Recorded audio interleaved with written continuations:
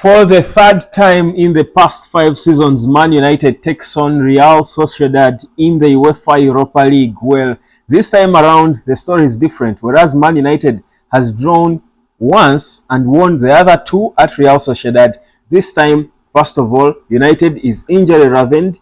Man United has got a lot of mediocrity in it. Certainly, Real Sociedad will feel they have got every chance to expect something. Welcome to the United Sport. My name is Webb, and here is the match day. Of course, build up to this very important game as Man United hopes this could be the title that could change what could be an ugly look on Ruben Amorim's first season in charge. Subscribe, like, and share, and let's get into it now. Dear Andre Onana, I'm begging you, Onana, show up. I was watching Liverpool against PSG last night, and honestly, Alisson Becker just make you feel a little envious of Liverpool. You're feeling like, why isn't this the Man United number 1? I mean, you look at certain things that Alisson Becker was doing, and you feel, if it were Andre Onana in goal, what could have happened? What could have befallen Man United? But, well, let's stick to ours. So, Andre Onana will be the guy to look to. All the attention will be on him because, first of all, he has been a confusion, for lack of a better word, because the last game, not so many questions asked of him, tried to be equal to the task for the few that were asked, but for the most part of this season, he has been looking jittery. And do recall, Altel Bayindale, who probably is the designated number 1 when it comes to the Europa League, according to Ruben Amorim, is not there. So Andre Onana has played many games, more games than perhaps he would have expected under Amorim. So that as well brings in fatigue. Now this is the European stage. The only beauty is it's an away game, and Man United doesn't look as nervy when they're playing away from home. So that's the only hope for us. But I'll tell you, if Andre Onana is firm and stable in the back, Man United outfield players will try to turn up and play.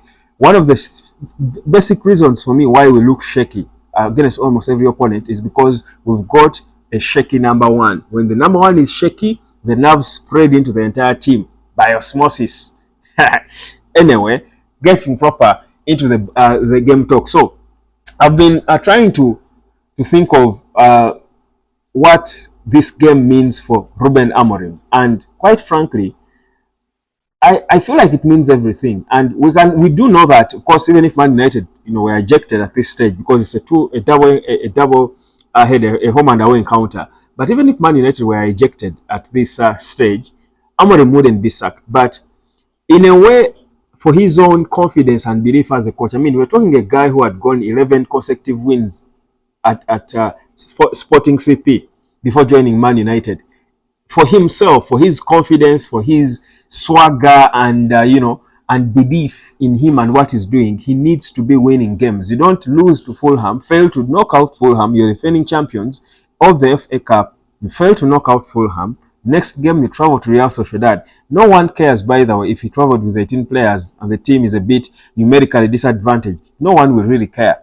The thing is, Man United is expected to be winning certain games, and also given the fact that in Europe pedigree matters, and like I just said, Man United, if you look at the head-to-head against Real Sociedad, it's for Man United. Man United bosses it. So, for me, for Amorim, he should know, certainly, that winning this game is a non-negotiable for his confidence, his players' confidence, the fans' belief, and everything that perhaps might give the United faithful a little faint dose of hope that Amorim can still be the man. So, yes, we might know that Ineos will back their man, but that doesn't mean he has got the green light to just lose games for fun. So it's going to be a high-pressure game, regardless the injuries. Now, in terms of starting 11, no Harry Maguire in the back line. I'm sure no problems. If Andre Onana, like I said, turns up, it's okay.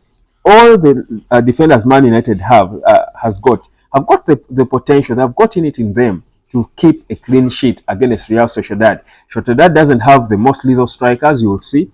Sociedad doesn't have the most fancy attacking midfielders. There is nothing really to be scared. We're talking a team that hasn't scored a single goal in their past 2 games against Barcelona and Real Madrid. So that for me is not an issue. Whether it's Delete, Reni Yoro, and Hayden Heaven, or of course Hayden Heaven, that could be a deep end, won't be there. But if it's Lenny Yoro, Delit, and Mazraoui in the back, United should be okay. In the middle, Toby Collier, Bruno Fernandes. Then I'm thinking Dogo, of course, on the left. On the right, Diogo Dallo. Then you have Garnacho and Zakzi behind Rasmus Højlund. That's, of course, going to be the starting 11. I don't think there will be any surprises because, again, what are the options he has got? But regardless, my view is if Onana is on point, if Rasmus Højlund also stays on his toes, not falling, because this is his stage, it's Europe. He's got 5 goals and an assist in 8 games, 6 goal contributions in 8 games. Definitely, for me, that shows you that if he keeps his head up, United can get something from him. He needs to score a goal for his own confidence. This is Real Sociedad away. This should be an easy opponent. So it's going to be one of those games. We're going there, going into it, just looking to scrutinize everything and anything each of these players does on the pitch. I'm not sure about how fit Toby Collier will be because we need his legs in the middle. If there is no Ugarte, Bruno will not just be doing everything defensively and all. And of course, he gets on the ball and tries to get the team playing. But we do need Toby Collier's legs to try and tame Martin Zubimendi and counter the physicality and ball usage of Martin Zubimendi. So those little midfield battles will be there. But regardless, United has got to be able to beat Real Sociedad. Success in this game is a win for Manchester United.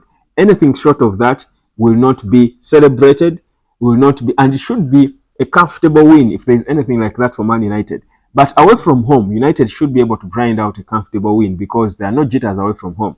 The traveling fans are always they're always there, but they always back the team. So there are no jitters away from Old Trafford. So this is for me what I expect to see. It should be a very important game. It kicks off earlier than usual, so you might want to take note of that. It kicks off at 20:45. That's 8:45. So you've got to take note of that. That's the kickoff time for this very important game for Ruben Amorim, who was looking a little dejected, by the way, in training. Was sort of isolated from the team. I was watching clips of the training yesterday, isolated from the team. The body language between him and the core of the team is not good. Looks ugly a bit, but who cares? These players, I think, we've all been fed up of for so long that we're just waiting for them to get us through the season and hope to clean them out one by one. We want them cleaned out like Jokwe's clean. Subscribe, like, and share. That's the Chelsea fan. Why on earth am I mentioning a Chelsea fan's name on this show? Chelsea, small team in a big city, shouldn't be spoken about here on the United of Sport. Like, share, and subscribe. My prediction, a Man United win. Yeah. Who scores? I don't know. Bruno maybe. But yeah, United will win this one.